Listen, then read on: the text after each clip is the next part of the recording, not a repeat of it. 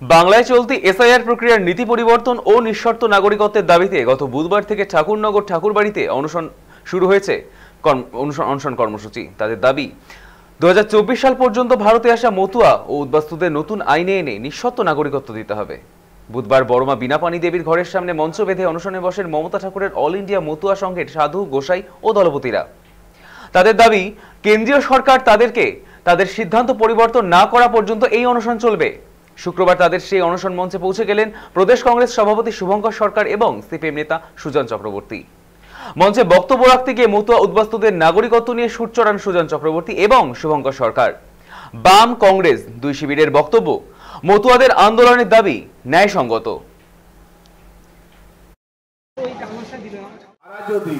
সরকার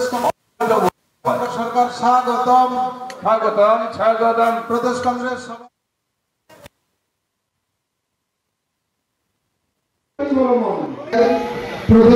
যখন কারুর অস্তিত্ব নিয়ে কোনো প্রশ্ন আসে তখন তাদের কাছে জীবন মৃত্যু সবটাই এক, এবং সেই কারণেই তারা আমরণ অনশন করেছেন, গান্ধীজির পথেই হাঁটছেন। তারা বোঝাতে চাইছেন সরকারকে যে সরকার তুমি বোঝো, সরকার তুমি তোমার পথ পরিবর্তন করো। বিজেপির এমন একটি দল আরএসএস বিজেপিকে সামাজিকভাবে বয়কট করা উচিত। আপনি আজকে দেখেছেন সোনার বাংলা আমি তোমায় ভালোবাসিতে আমাদের দলের লোককে জেল করে দিয়েছে আসামে রবীন্দ্রনাথের গান গাওয়াতে।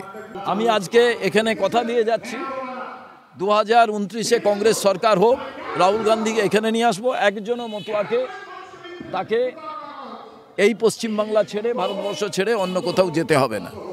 আর প্রত্যেকে তারা নাগরিক হিসেবে যেমনভাবে ঘটি থাকে তেমনভাবে বাঙালও থাকবে, কোথাও কোনো রকম কোনো অসুবিধা হবে না। এসআইআর নিয়ে মানুষের নাম কেটে দেওয়ার যে ব্যবস্থাপনা নির্বাচন কমিশন করতে চায়, দিল্লি করতে চায়, তাকে টুথ অ্যান্ড নেইল অপোজ করতে হবে। আর 24 সালের ভোটে যাদের নাম ছিল তারা কেন ভোট দিতে পারবে না? তাদের কেন অধিকার কেড়ে নেওয়া হবে?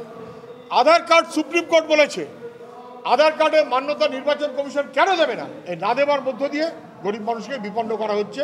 এটা একটা সংকীর্ণ রাজনৈতিক বড়ভাবে বিজেপি, নির্বাচন কমিশন ইত্যাদি ইত্যাদি চলছে। তৃণমূল আর বিজেপি ভয় দেখাচ্ছে। আমরা এসআইআরের জন্য সহায়তা কাজ করছি। কেন? কারণ এসআইআরের ফর্মটা ফিল আপ করে দিতে হবে, অফিসিয়াল ফর্ম, সাহায্য করতে হবে। আমরা সেটা সব জায়গাতে করি। আর এখানে যদি কেউ সিএ ক্যাম্প করে থাকে তাকে জিজ্ঞাসা করুন, সিএ ক্যাম্পে ফর্ম পূরণ করলে সেটা ভোটার লিস্টে ওই 12 নম্বর 13 নম্বরের জায়গায় 14 নম্বর বলে মান্যতা দেবে তো? যদি দেয় আমি সবাইকে বলবো সিএ ক্যাম্প ফর্ম পূরণ করুন। যদি না করে তাহলে অযথা লোককে ঠকাচ্ছে কেন? 800, 1000 টাকা, 1200 টাকা করে নেবে, নিয়ে একটা সিএ এর লিস্ট করবে। আর নির্বাচন কমিশন তো বলছে সিএ এর ক্যাম্পে কে কী করছেন আমরা তাকে মান্যতা দেবো না। তাহলে বন্ধ করে দেওয়া উচিত যারা করছেন।